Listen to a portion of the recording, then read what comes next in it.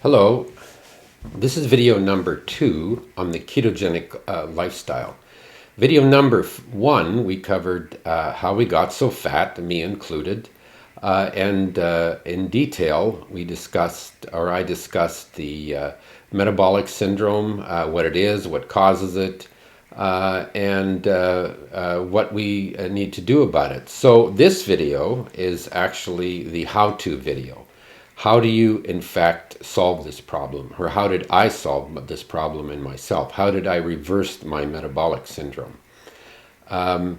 So my hope is by the end of this video, you will have a good understanding of the ketogenic lifestyle, or keto, and how you implement it in your own life.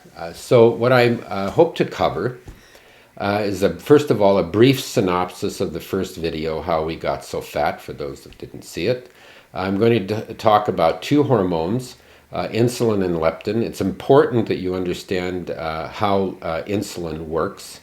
And in the first video, I talked about hormones in a lot of detail. It covered a lot of detail on all of the hormones that are related to this, but the most important one you need to understand is insulin, and so we're going to go through that again.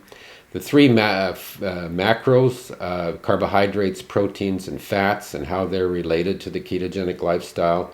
What are ketones? It's very important that people understand what ketones are, how our body makes them, and how we burn them. Our two energy storage systems. The important thing here is that when you adopt the ketogenic lifestyle, you're actually switching from a carbohydrate burning system to a fat burning system. So you need to understand the two systems and how they work, and when you're switching, how do you do that and what happens? What is nutritional ketosis, how we get there and how we stay there, and then important facts and concerns about the ketogenic or keto lifestyle. In the first video, I showed how I grew up on a farm. I was the oldest of 7 children. This is what we ate. Most of the food that we ate was food that we produced or grew ourselves. Virtually no processed food. This is what we didn't eat. We didn't eat a lot of stuff from the stores. We didn't have a lot of sodas. We didn't eat a lot of sugar. And this is what we looked like. In the 1970s, Sweden came out with the first food pyramid. In 1992, the Department of Agriculture introduced our first food pyramid, where we were told we were to get 60 to 70% of our calories from carbohydrates, 20% from meat and dairy, and on the tip there, about 10% from sugar and unsaturated fats.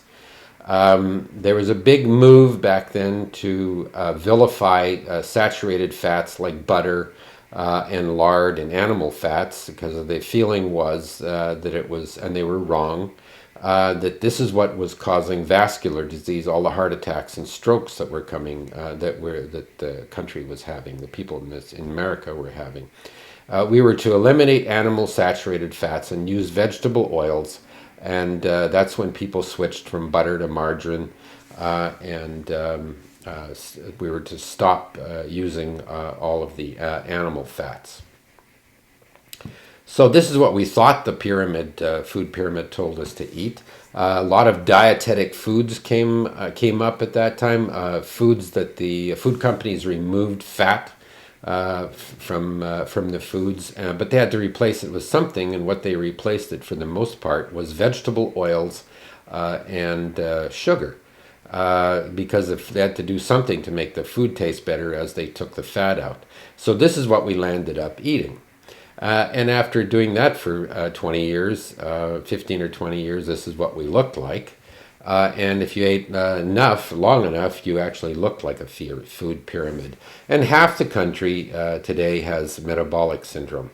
In the first video, I cover that in detail, but just briefly, it's high blood pressure, elevated the fats in your blood, cholesterol, borderline elevated blood sugar, or actually all the way up to frank type 2 diabetes, and obesity. The thing we can't see that's probably even more important than all the rest of these is there's a load where our cells get a tremendous amount of inflammation. So the first hormone we're going to talk about is insulin. It's released by the pancreas when you eat carbohydrates. It pushes sugar into all of your tissues to be burned. What isn't burned is stored as glycogen in muscle and liver. This is the water-soluble sugar that we can actually store in our bodies. And it pushes the liver to convert glucose to free fatty acids, and these are released in the blood, and they can be burned or stored in the fat, stored as fat in fat cells and the liver. Very important, it blocks release. Insulin blocks the release of fat from fat cells, and you're going to hear this over and over again. It's very important to understand this and why, if you have high insulin levels, it's very difficult to lose fat from your body. It also blocks the brain from feeling the satiety hormones. Specifically, the most important is leptin. This is a barometer of how much fat you have in your body. And if your leptin level, if you have 200 pounds of fat, your leptin level is going to be very high. The problem is that insulin blocks the brain from feeling the leptin. So you may have an enormous amount of energy stored in fat in your body, and yet your brain thinks you're starving. And that's why people who are very overweight, very often, even though they're eating multiple times a day and they're eating even more than they're burning and continuing to gain weight, they feel hungry all the time. Here it is insulin response to the 3 macronutrients. The one in green there is carbohydrate. The simpler the sugar, and the higher the spike, the more insulin that's produced or released from your pancreas and to clear the sugar out of your blood. Very interesting, the middle hump there is protein. So protein can actually stimulate insulin production, and you'll see that later on why that's important. The one that's slowly absorbed is fat, and it has virtually no insulin response at all. There's no insulin released to fat. So here's a graphic representation of my little grandson who's skinny. He wakes up in the morning, he's hungry, his blood sugar is low. He eats his pancakes swimming in maple syrup or the artificial syrups that taste like maple syrup, but they're mostly high fructose corn syrup. His sugar goes up. His insulin response is very quick and appropriate. Sugar goes down. And the reason why this is so quick is because he is highly insulin sensitive. He's very thin and does not have any fat inside of his abdomen. Does not have insulin resistance. He has a normal response, and this is his response, and the sugar is cleared out of his blood. Now, if you look like this, what happens is you develop insulin resistance. It requires higher and higher levels of insulin to clear the sugar from the blood. They did glucose tolerance tests in the 50s and then repeated them recently on a large number of people in the population, and they actually measured insulin levels. And insulin levels today in people with normal blood sugars are actually 2 or 3 times what they were 50 years ago. So our entire population, even normal people, are developing some level of insulin resistance. So what causes this? Well, it turns out it's caused by fatty liver. Here are 2 pictures of, here's a picture of the 2 livers. On the left is normal chicken livers. That's what a normal liver looks like, that color. And on the right is a duck liver that's swollen by fat. Hundreds of years ago, the French actually learned how to create this delicacy by force-feeding geese and ducks with large amounts of carbohydrates, either wheat or corn mash. They feed them many times a day, force feed them until they become morbidly obese and they develop a very fatty liver. This liver goes from 1/2 pound normally or less, can go up to like 5 pounds when it's loaded with fat. Now, if humans eat carbs all day long and we look like this, then in fact our livers will look like this. We develop a fatty liver. And when I had a screening test for an abdominal aortic aneurysm, and the only comment was it was the normal ultrasound, except I had a fatty liver. which was what was causing my metabolic syndrome. Just going on in the insulin resistance, now because your energy stores are full, any excess calories you eat, they're stored in as fat in your peripheral fat cells and in your abdomen, infiltrating all of your organs. So the liver, the kidneys, the pancreas all get infiltrated by fat and surrounded by fat. And there's something called the omentum in your abdomen. This gets larger and larger. And this is the worst kind of fat. This is the visceral fat. And this is what causes the metabolic syndrome that we're suffering from. So most importantly, your fat cells are unable to release fat because of the high insulin levels. If you have insulin resistance, you're going to have very high insulin levels, and it's very difficult to mobilize fat out of your fat cells. So this is me when I weighed 225 pounds, or this is what I would imagine what was happening. Every time I ate, my sugar started out borderline elevated. It would go up. My insulin level, which was high, would go even higher to clear the sugar out of my blood. But neither the insulin or the glucose would ever go back down to normal. So my insulin level was high, and when I would try to lose weight, it was very difficult. Even when I was on diet, I would restrict calories. I was hungry all the time. I never felt good, and I never could maintain a diet for more than 2 or 3 weeks. I'd lose a few pounds and then gain it all back again. So now let's talk about the 3 macro food groups: the carbohydrates, proteins, and fat. Carbohydrates have 4 calories a gram, proteins have 4 calories per gram, and fats have 9 calories per gram. There are no essential carbohydrates. So in other words, if you never eat a carbohydrate, you in fact will not have any problems. There's no malnutrition that's associated with, there's no conditions that are associated with eating no carbohydrates. So let's talk about the 3 types of carbohydrates: sucrose, which is table sugar, starch, and the carbohydrates that is stored in our body. It's called glycogen. So table sugar, or sucrose, is made up of a glucose and fructose molecule. When in digestion, this is split and absorbed. Glucose, you know what happens to that. Fructose actually cannot be burned. You can't use this. What it does is it goes into the liver, and the liver it goes through exactly the same pathway that alcohol does, along with all of the toxic byproducts that alcohol produces. So fructose is very harmful to all of your cells in your body.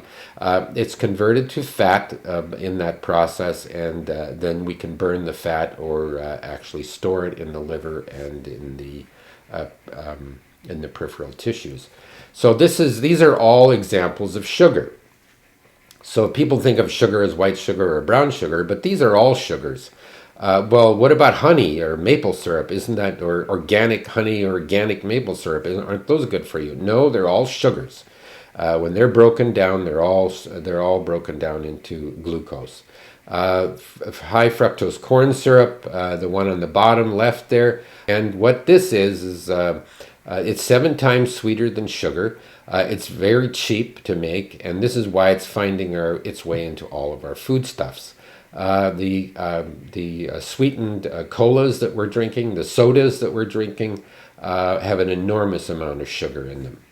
The second one is starch. Again, 4 calories per gram.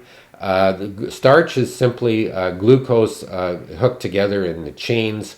And if you look you can see those are glucose molecules.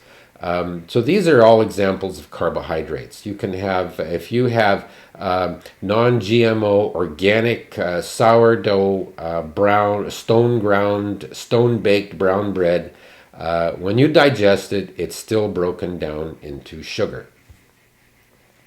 The third one is glycogen. This is the again, it's glucose that is stuck together in chains, and this is what can be stored in your body from the sugar that you're eating. And you don't burn. This is actually stored in your muscles and your liver for immediate energy. Proteins are the building blocks of our cells and of our entire body. Proteins are made up of 20 amino acids, but there are 9 essential amino acids. These 9 essential amino acids, you have to eat them. You cannot make them. The other 11, your body can manufacture them from the food that you're eating. Proteins also have 4 calories per gram. So you do need to eat a certain amount of protein, but again, as you'll see later on, the ketogenic lifestyle is very moderate protein. It is not a high protein diet. So these are all examples of proteins. Protein is moderate. It's 0.8 grams per pound of lean body mass. So even though you may weigh 300 pounds, or if you're 260 pounds, or whatever you weigh, you have a lean body mass. This is your body mass that is that doesn't include the fat. And there's just sort of a rule of thumb. It's 0.8 grams per pound of lean body mass. This is what your protein requirements are.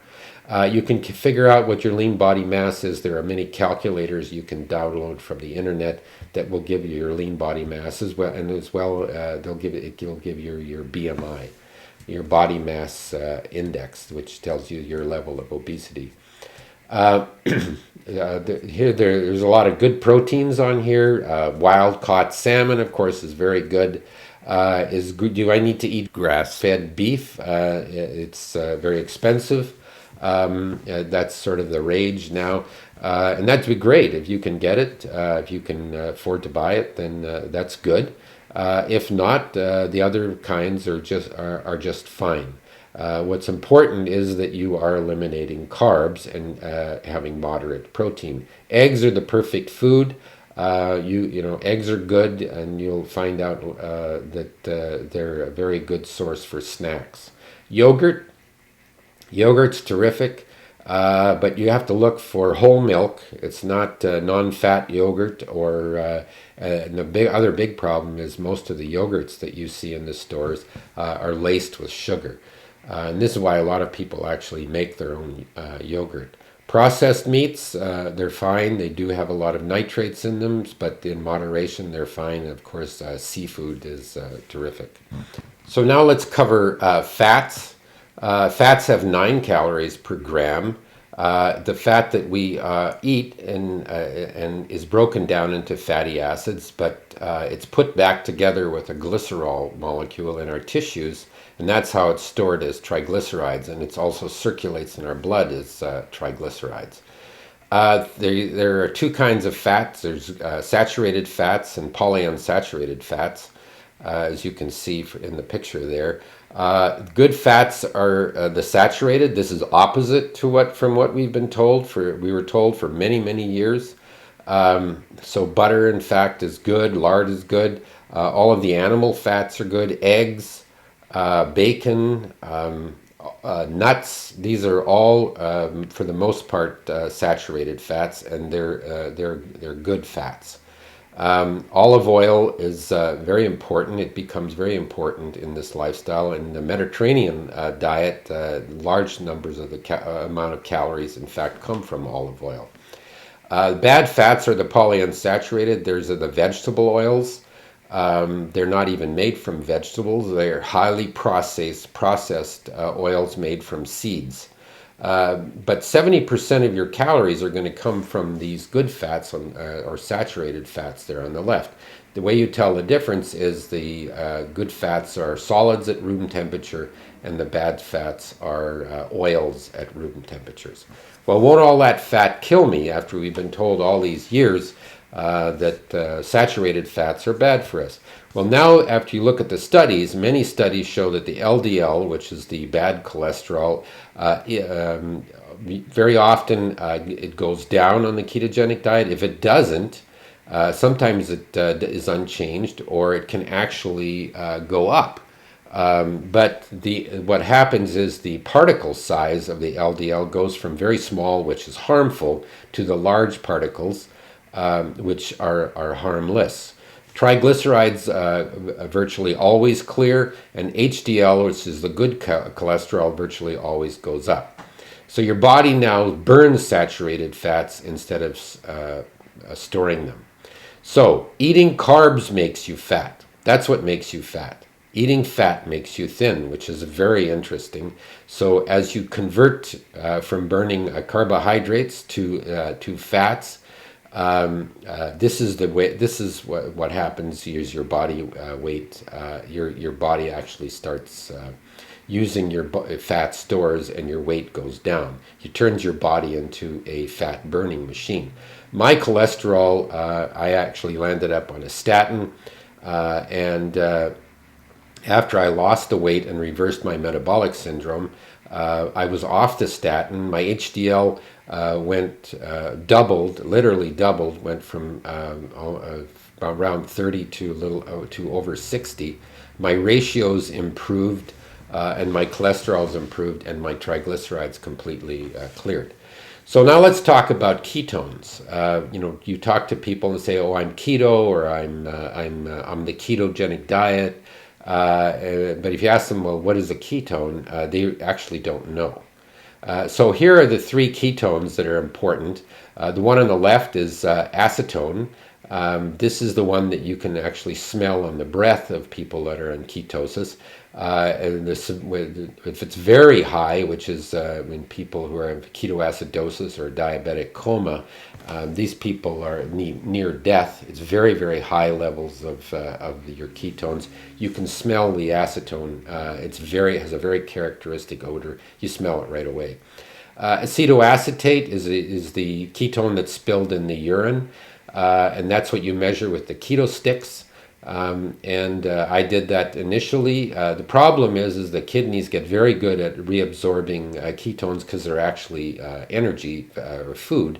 So you start, you're in ketosis after 3 or 4 weeks. You feel like you're in ketosis, and yet your urine has no ketones. And that's why I switched to measuring ketones in the blood. That's on the right. That's the beta hydroxybutyrate. That's what the meters. That's what they measure, is beta hydroxybutyrate. So where are these made? Where are the ketones made? Well, they're made by the liver from fatty acids you eat, or from stored fat that are released. You can only make ketones if your insulin levels are low. So if you have very high insulin level, if you have insulin resistance, it's very difficult to make the ketone. Not impossible, but it's difficult. They are excellent fuels, and they can be burned by all of your tissues except red blood cells and the lens of the eye that require glucose. So here is the process of producing in the liver, of producing from free fatty acids to the ketones. Here's the other part, very complicated. So this is a simple, I've made this very simple. Your fatty acids come from your stores there on the right. They're released into the blood. The liver picks them up, and they put it through the machine in the presence of, if you have low insulin levels, the fatty acids go into the liver, and they can be produced, turned into ketones. Your muscles love ketones. The heart muscle actually prefers ketones. We were told in medical school that the brain can only burn glucose, and it turns out that's completely wrong. The brain's quite happy burning ketones for about 90% of its needs.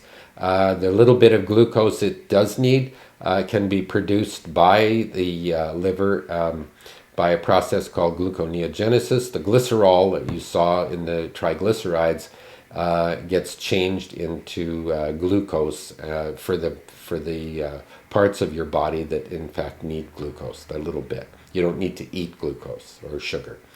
But was very interesting to me was the colon its main source of fuel is something called butyrate, which is made by fermentation of in the gut or biome from fiber. And that's why people with irritable bowel syndrome, we put them on a high fiber diet, and the higher the fiber, the more butyrate, and that helps irritable bowel syndrome.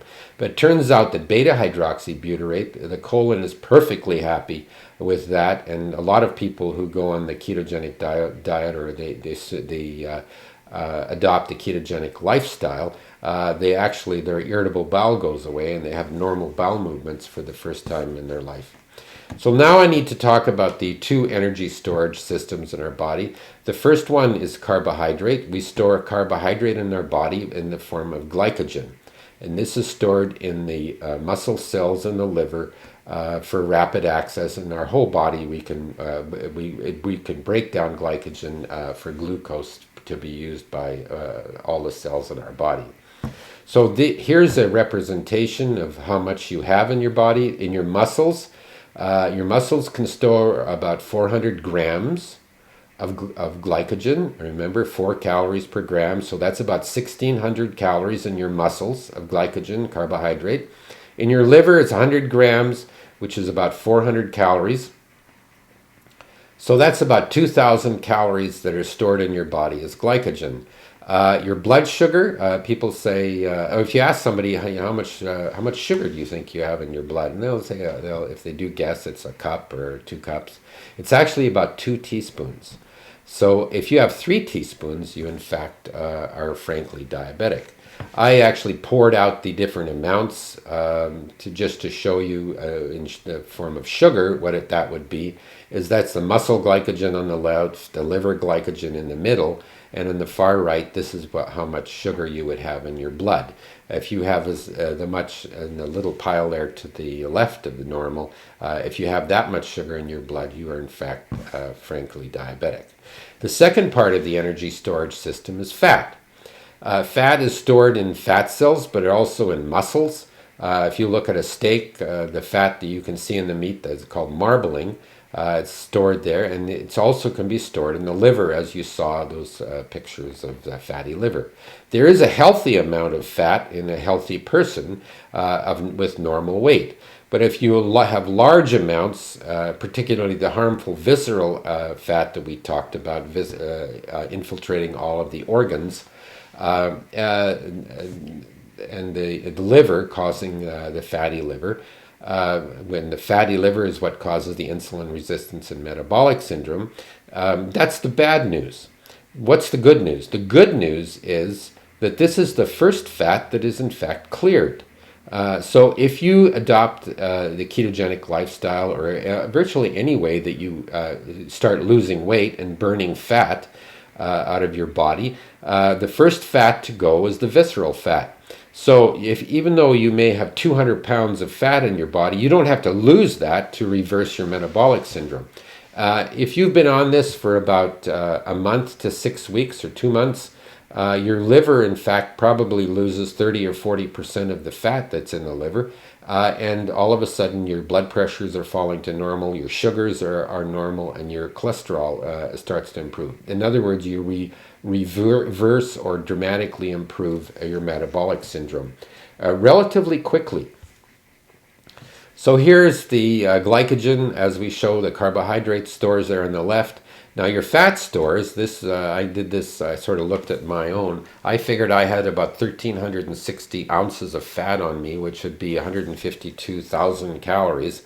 So when you think of 2,000 calories for glycogen or 152,000 calories in your fat stores, obviously the fat stores are much, much better at storing energy than your glycogen or carbs. There's a reason for this, adaptively. We evolved, or we developed those two systems, but during times of plenty, we would store fat in our fat cells, and during times of famine or when there was no food available, we would take it out of our fat cells and burn that. So here is a representation of our two systems. Let's say you have a carbohydrate. If you're carbohydrate dependent, you're burning your glycogen. Think of this as a mini fridge, and your fat stores would be your deep freeze. And just like in real life, we actually live out of refrigerators, and sometimes it may be weeks or months before you go down and get anything out of your deep freeze. So all day long, we used to eat 3 meals a day, and now the average American eats 6 to 11 times a day. We get 70% of our calories from carbs, and we are actually all day long putting sugar into our mini fridge and taking it out in between meal when we eat. In the form of glycogen, either building a glycogen or breaking it down. And we never actually go to our fat stores because we don't need to. We're eating plenty of calories in the form of carbs, and our insulin levels are very high, so we can't release fat from our fat cells. We don't do that. We just live out of our glycogen. However, the insulin is still interacting with our deep freeze by pushing fat into the fat stores. It pushes fat into the fat stores but blocks the release. So you can put fat into your fat cells, into your deep freeze, but it's very difficult with high insulin levels to take fat out. So what happens when you get to the fat-adapted ketogenic state? Your mini fridge is empty. You are now have turned to your fat stores, and you're getting 70% of your calories that you're burning are coming from fat that you're eating and from fat coming from your fat stores. And once you have adopt a very low carbohydrate lifestyle, the insulin levels go way down, and you're able to do this. The other interesting thing is that, as we talked about earlier, with high insulin levels, your satiety hormones, your body doesn't respond to the leptin, but now it can with low insulin levels, and you're not hungry. That's the most interesting thing to me is your hunger goes away. So now let's talk about nutritional ketosis. This was a term coined by Stephen Phinney, who has some excellent YouTube videos and books. But the ketogenic lifestyle is not new. As I mentioned before, our bodies are adapted to store fat during times of plenty and to use it during famine. The Inuit up north lived on, in the old days, lived on seal blubber and whale blubber. They had no access to carbs before the Europeans came. And they lived very healthy lives, just getting most of their calories from fat. The standard American diet that they now eat is in fact destroying them. So today, the world we live in, the grocery stores never close, the famine never comes, so we never go and access our fat stores unless we actually do it deliberately by changing the way we eat. It's not for everyone. High-fat diet can be very disturbing to some, especially after years of fat being vilified and saying that's very bad. Saturated fats are very bad. You have to get used to this, used to the idea of doing it and figuring out how you in fact can get that many calories from fat. But it's very possible, and it's very easy. If you're sick, particularly if you're on your medication, you need to be under the supervision of a healthcare provider if you go down to carbs levels as low as you need to. This is a lifestyle, not a diet. If you just think of it as a diet, I'm going to lose weight and then I'll go back to the way I used to eat, you're going to gain all the weight back again. This is very sustainable because you're not hungry, and if you learn how to do this, you can remain in this lifestyle. Stephen Phinney talks about, he's been doing this for 20 years, and many people who've adopted this do this for they change this for the rest of their life. It does take some effort. Understanding how all of this works and persistence is the key. So how do we get to the fat adapted or the ketogenic state? Well, the first thing is you have to get carbohydrates down below 50 grams a day.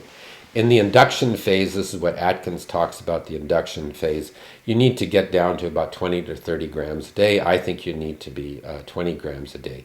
Protein needs are moderate. As I said, 0.8 grams per pound of lean body mass.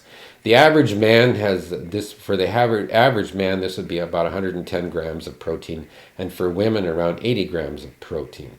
If you do this, this dramatically lowers blood sugar and insulin levels, allowing you to fat adapt And what you do is you switch from carb burning or living out of your mini fridge to switching to eating fat out of your deep freeze and fat that you eat. And your satiety hormones, particularly leptin, starts working again, so you are not hungry. Here is a slide borrowed from Stephen Phinney. It's dietary protein and carbs by diet type. Carbs on the left and protein on the bottom. The remainder of our calories are coming from fat, as we said. At the top is the Ornish diet. It's almost pure carbohydrates, virtually no fat. We have our standard American diet is a mix of carbohydrates and fat. The Mediterranean diet, you're now getting down to lower levels of carbs, and you're not quite there, but it's getting close. And a lot of your calories are in fact coming from olive oil. The paleo diet, you're now in low carb country, but the paleo diet is very high in protein, and as you saw from that insulin response slide, protein stimulates insulin. So if you switch from eating carbs to eating a high protein diet and a low fat diet, which is essentially the paleo diet, your insulin levels can still keep you out of ketosis because the protein is stimulating insulin. The other problem is a high protein diet. Most people, after a while, they don't feel good. It's difficult. It's virtually impossible to sustain, and people just quit doing it after a while and often gain their weight back. So the well-formulated ketogenic diet is the one on the bottom. This is what Stephen Phinney, the term that he uses. Now you're in very low carb country, moderate protein, and the most 70% of your calories are in fact coming from fat. So from a practical standpoint, how do you do this? I view this as two ways of doing this. There are multiple other ways that you can find out, but the first way is the Eric Westman MD method. He's a physician in Duke, and their clinics, they're very simple and a very effective way of doing it. They just follow page 4. Page 4 is, if you look at, is simply of the food. What you do is you eat the foods that are on page 4, and if it's not on page 4, you don't eat it. You don't have to count calories. You don't have to check ketones. You just follow the diet and you eat to satiety. You eat till you feel like you've had enough. I started out that way. The problem I had with it is I didn't know exactly where I was. I didn't know how many carbs, so I started counting carbs, and I started monitoring ketones. First of all, in the urine with keto sticks, and then after a while, the ketones disappeared, and that's when I actually I got a meter, that keto meter that measured ketones in the blood, so I could follow the ketones in my blood to make sure I was in ketosis. The meter that I got was the Keto Mojo. Show this here. The reason I bought it is the reviews were very good, and the strips, which are quite expensive, they're like little computers to measure the ketones, fairly expensive, and these I thought were the most reasonable. So method 1 is the easiest, and where you're simply following page 4. You eat the foods that are on page 4 and you don't eat anything else. If it's not on page 4, you don't eat it. It's easy. It's a good place to start. But if you want to count calories, that's a good idea, I think. And if you want to follow your ketones, that's also a very good idea. It's very reinforcing. If you're in ketosis, you know you're doing it the right. If you're not in ketosis, you know you've got to figure out why, and that'll tell you why you're not losing weight. I also have there are a lot of apps, calorie counting apps online. They're free, and I found that effective too, because at the end of the day, you can push the button and you can figure out what percentage of your foods that you're eating that day came from the 3 different macros. So how long does it take to go into ketosis? Here's a picture of a group of obese subjects that they put into starvation for 40 days. The first 3 days they were not on they were eating normally. And then when the starvation started, after about 3 days, their ketones, their beta hydroxybutyrate goes up to like 1.8 and gradually climbed to almost 5.5. So it takes about 4 or 5 days. This is even with starvation to become to develop ketosis, but it doesn't stop there. It really takes about 4 to 6 weeks to become fully fat adapted and only live out of your deep freeze, and to become nutrition, to develop this nutritional ketosis where you stay there. It takes 4 to 6 weeks to become fully adapted. This is from Stephen Phinney. This is a very good representation. And if you look at the gray on the left, this is people that are carb adapted. They're not in nutritional ketosis. They're mostly they're eating out of their mini fridge. Now, if you become fat adapted and you go into ketosis, now you're in the green zone. When I measure my ketones, I've never gotten above 1.5. I'm usually around 1, which is almost the edge of the optimal area. The area on the far right, the red zone, that's for diabetic ketoacidosis. These people are near death. They'll run 10 or 20 millimoles per liter. But the optimal range is about 2 to 2.5. I've never been able to get there, probably because I still have some element of insulin resistance. My wife usually runs around, she's never been able to get above 0.7. And 0.5 is just the beginning of nutritional ketosis, but that's because she cheats. So this is the 2 books, Stephen Phinney and Jeff Volak. There's an excellent book, The Arts and Science of Low Carbohydrate Living. And Eric Westman, the physician from Duke, collaborated with these 2 gentlemen, and they rewrote the Atkins book for the New Atkins for a New You, which is also an excellent book. So here's 12 keto facts, important facts that you need to know. Remember, this is not medical advice. If you have diabetes, heart failure, kidney failure, you need to do this under the guidance of a physician or healthcare provider. Number 1, you need to, in the induction phase particularly, you need to limit carbs to 20 or 30 grams per day. Number 2, you have to eat until satisfied, 3 times a day. And if you need to snack, go ahead. Hunger makes you fall off the program. I find it particularly useful to eat hard-boiled eggs. Pork rinds are also another healthy snack, but as long as you're eating off page 4, you're fine. But you have to eat until you're satisfied. If you allow yourself to get hungry, you'll eventually, this is not sustainable. So number 3 is follow page 4. Even if you're using the calorie counting ketone measuring method, follow page 4. It's very useful. Salt, very important. You have to eat salt. Now, a lot of people experience something that's called the Atkins flu or the keto flu. They think it's from going into the ketogenic state. It actually isn't. What happens is when you've been in ketosis for a few weeks, your kidneys actually start excreting a lot of salt. And if you don't have salt in your body, you can't hold on to water. So women notice this more than men. If you're puffy or bloated, and if you have a little ankle swelling, once you're in a ketogenic state, you lose a lot of fluid, and all of this goes away.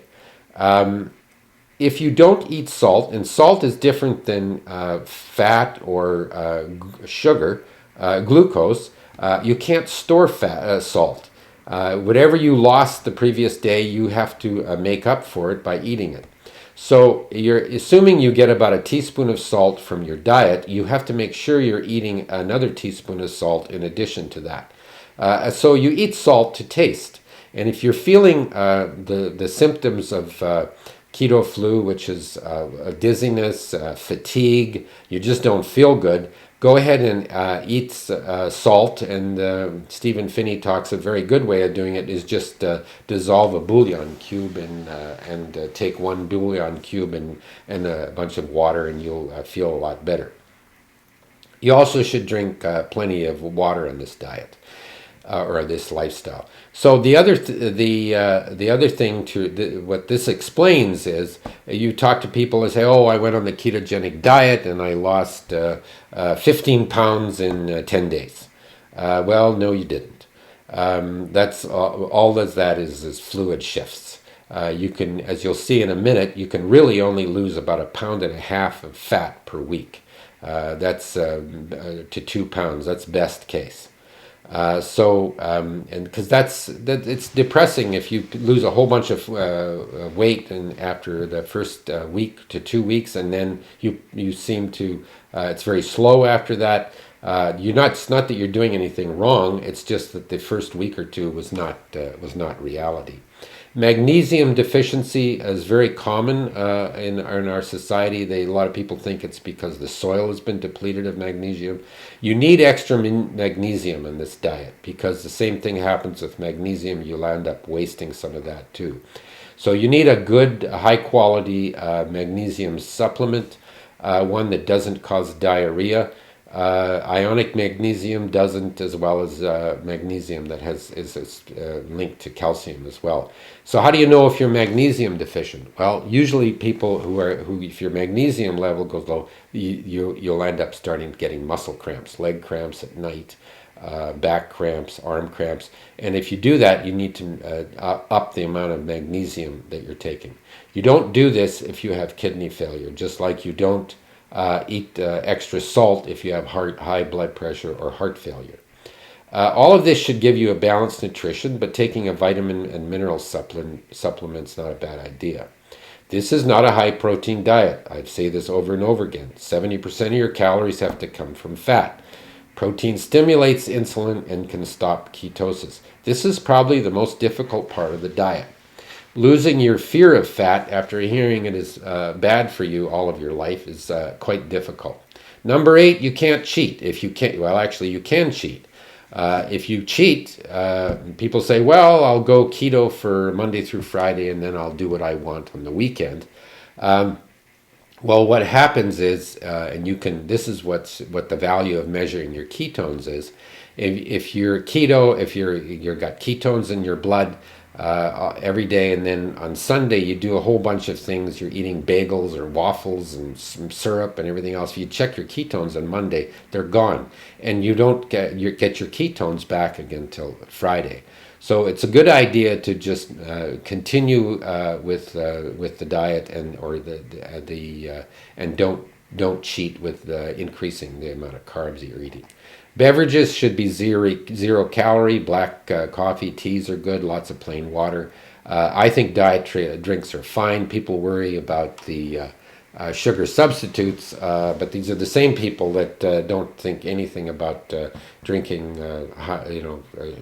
or drinks that have a lot of sugar in them, which is we all know how toxic sugar is. Alcohol should be avoided. If you can't stop drinking, well, maybe you have another problem. If you do drink minimal dry wine or vodka, these do not stimulate insulin. They are not carbs. Exercise. People say, "Well, should I exercise?" Sure, exercise is good for you. It's good for your health. It's good for your heart, for cardiovascular fitness, but it's not necessary. If you figure out how many calories you burn after an hour on the treadmill, it's like a slice of bread. It's not very much. It's very disheartening. The other thing is eat real food. Avoid processed food. If your great-grandmother wouldn't recognize it, don't eat it. Avoid dietetic or low-calorie foods, but I think diet sodas are fine. So the ketogenic diet is not only the best way to lose weight, it has potent anti-inflammatory properties. We'll talk about it in another video.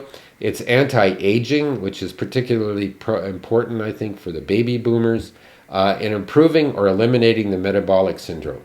and the other thing is, instead of feeling deprived and fatigued that you do on a calorie restricted diet, you have minimal hunger and lots of energy if you do it correctly. So let's talk about the keto lifestyle for women, the average woman and the average man. So the average woman needs about 1,800 calories a day, the average man 2,200. So we start at the bottom there with 20 gram of carbs for both of them. Times 4 is 80 calories. Then you add your protein, moderate, 300 and some for women, 450 for men. That's moderate protein. And then the rest of the calories up to remember you're trying to lose weight, so you're not going to be, you hopefully aren't eating to your full calorie requirements.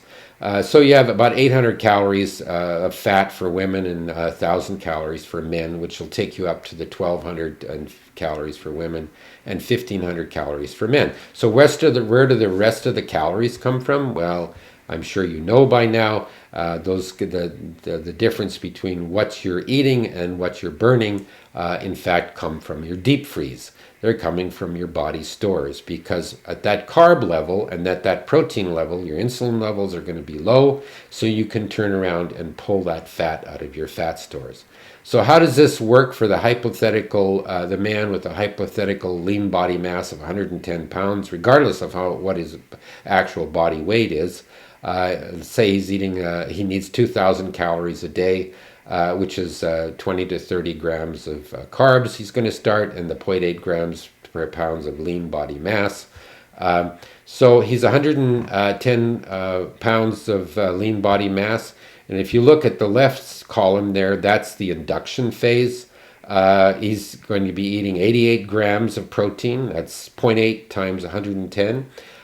He's about 20 grams. I have 30 grams of carbs here. That's being a little lenient. Times 4 calories per gram. That's 120 calories in carbs. And then the rest of it is made up by ingested fat, 81 grams, and then 730 calories is what, remember, 9 times each fat gram has 9 calories, so that's where you get your rest of your calories. Now, above that, because that's only about 1,250 calories, all the way up to the 200 is 2,000 calories that you're burning comes out of your deep freeze, or it comes out of your body stores. This is induction. This is the first week to 2 or 3 weeks when you're first switching from carbohydrate adapted to the fat adapted lifestyle. So now we go through the period of weight loss, and that's all depend. How long is that? Well, it depends. If you have 50 pounds of fat to lose, it's going to be different than if you have 300 pounds of fat to lose. But if you look, the amount of protein is the same. It's 88 grams. You'll have liberalized your carbs a little bit. Your fat you're eating is a little bit more than when you started, because you've gotten used to eating fat, and you've actually figured out how to eat that much fat. And the rest of it comes from your body stores. So you do that up till you hit your target weight, and now you're on maintenance. And this actually becomes more difficult, because your 88 grams of protein is the same. You're going to have liberalized your carbs, but now you have to eat the majority of your calories that you're getting from fat. You're not pulling them out of your fat stores, out of your body. You're actually having to eat them. So you have to learn how to eat that much fat. So how much carbs can you eat once you're in maintenance? Well, that's where measuring your ketones is actually a very good idea, because you can liberalize your carbs from 20 to 30 grams up to 40, 50, 60, 70, and you may find out you can eat 100 grams of carbs a day. Probably not, but at some point your ketones are going to disappear from your blood, and then you back down again, so that you're still spilling ketones, or you're still having ketones in your blood. So here are some ketogenic lifestyle concerns. One of the most common is, why can't I get into ketosis? So I'm on the ketogenic diet, or I've adopted the ketogenic lifestyle. I've gone low carbs, and I just don't seem to be get into ketosis. Well, I think one of the commonest reasons is that insulin resistance we've talked about, and some people need to get down to very low levels, even below 20 grams of carbs a day. The other problem can be carb intake is too high. Will you fool yourself? You think you're on 20 grams of carbohydrates a day, particularly if you're not counting carbs. And it turns out you're actually on, 60, 70 grams of carbs a day, which will keep you from going into ketosis. You won't go into ketosis. The other thing is that protein can sneak in there. If you actually go on a high protein diet, you don't mean to, but you do, because you're not eating enough fat. You've lowered your carbs very low. You're not eating enough fat, so what else do you eat? You eat protein. And we know that protein stimulates insulin, and that can stop you from going into ketosis. The other thing is medications. It's something simple as nasal steroids you take for allergies. There's enough that's absorbed that it blocks ketosis, and there's a few other medications that can do that too. Should I take ketone supplements? That's not necessary. You can actually buy ketones and take them by mouth, but it's kind of dumb because what you're trying to do is go into ketosis by mobilizing fat and having your liver turn the fat into ketones, rather than taking ketones by mouth that are supplements that are made. There are other supplements that are actually helpful. Vitamins, minerals, and amino acid supplements can be helpful, particularly if you go to the next level that we're talking about in the video number 3. So why have I stopped losing weight? Everybody hits a plateau, I think. It's very common. You get down to you lose weight, you're doing great, and then all of a sudden you just grinds to a halt. Well, the first thing you need to do is be a little bit patient. Wait for 2 or 3 weeks to make sure that you're, in fact, I have lost weight. Because when you lose weight, it's not a gradual, a straight line down. It actually happens in a stepwise fashion. You suddenly lose 4 or 5 pounds, and then you don't lose for a while, and then you lose 3, 4, 5 pounds again. So the other thing you need to look for is carb creep, particularly if you've been on the diet for quite a while, or it's very easy to have carbs creep in somewhere. Protein intake, you got to watch that, because we know that if you're eating too much protein, that can stop things as well. Probably the most common cause is cheating. So don't do that. Just double down and make sure that you're following things correctly and get back into ketosis. Medication we've talked about. So what's the solution if you hit the plateau and you've stopped losing weight? Well, for me, I hit about 200 pounds and then I stopped losing weight. And the reason I did that, I went through everything, my carbs and everything, I just couldn't seem to get going again. And that's when I went to intermittent fasting, which will be the next video that we talk about. So the ketogenic lifestyle takeaways, what are the takeaways? Number 1, it's low carbohydrate. You got to get down to 20 to 60 grams a day. And you should be well trained on that, exactly where you need to be when you start as you go through this. It's moderate protein. Number 3 is eat to satiety. You have to eat 70% of your calories need to come from fat. If you restrict calories and you're hungry, you won't last. That's why people fall off the diet. So snack off page 4 if you're hungry. Adequate intakes of electrolytes, minerals, and vitamins to avoid the keto flu or muscle cramps. So particularly salt and magnesium, you have to make sure you're getting adequate amounts of that. Follow the Westman method, page 4. Even if you're using the ketone, measuring your ketones and counting carbs, it's a good idea to simply follow the page 4 as well. Avoid cheating. If you do, don't get depressed.